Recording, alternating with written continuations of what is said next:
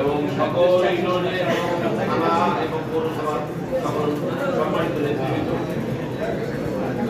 আমার কাছে মনে হচ্ছে তোমরা আপনাদের সবারই মন খারাপ। মন খারাপ, মন খারাপ হওয়ার কোনো কারণ আছে? আমি মনে করি যে মন খারাপ হওয়ার আপনাদের একটা কারণ যে আবার একটা উপায় তাদের আমাদের যে শত্রু আছে যে খেলা হবে, খেলা বাকি আছে, এটা নিয়ে দুশ্চিন্তা করার কোনো কারণ নাই। আমি গতকালকে যেটা শুনেছি, আসাদ সাহেবের সবচেয়ে নির্ভরযোগ্য যে জায়গা, সবচেয়ে দোয়া এবং আশীর্বাদের যে জায়গা, তাকে সে ফোন করে বলেছে যে তোমার আল্লাহর ইচ্ছায় এবং তোমার দোয়ায় আমি মনোনয়ন কনফার্ম করেছি। এইটা নিয়ে আপনাদের দুশ্চিন্তা করার কোনো কারণ আছে বলে আমি মনে করি না। আর এইটা নিয়ে আপনারা কেউ মন খারাপ করেন না।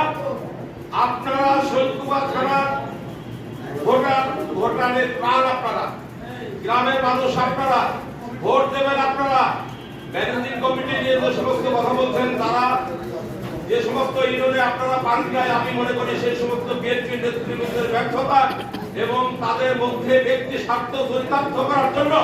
না হলে এই সময় বিএনপির কোন প্যানেল ফেল করার কোনো কথা না। আমার ইউনিয়নে 4টে স্কুল আছে, একটা কাউরি মাদ্রাসা আছে। কোনদিন টু শব্দ শুনেছেন? কোন টু শব্দ নাই। সবার সম্মিলিত ভাবে আপনি যদি বসে থেকে গ্রামের ভক্তের মতবাদের দায়িত্ব দিয়ে তাদেরকে এই কমিটি করাইছে।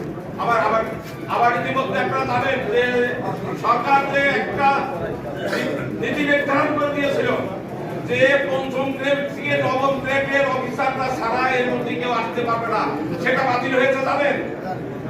জানেন সেটা স্থগিত হয়েছে। স্থগিত হয়ে সমস্ত প্রতিষ্ঠানে চিঠি অলরেডি এসেছে। আজ তো এক ধাপ বেঁচে গেলেন। আগে যারা তাদের শিক্ষকতা যোগ্যতা ছিল, গ্রাজুয়েশন পর্যন্ত ছিল, তারা এই কমিটিতে যেতে পারবে।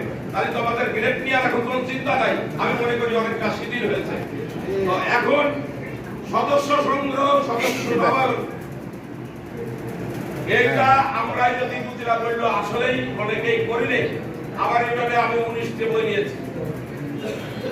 কার্যক্রম প্রায় শেষের পথে।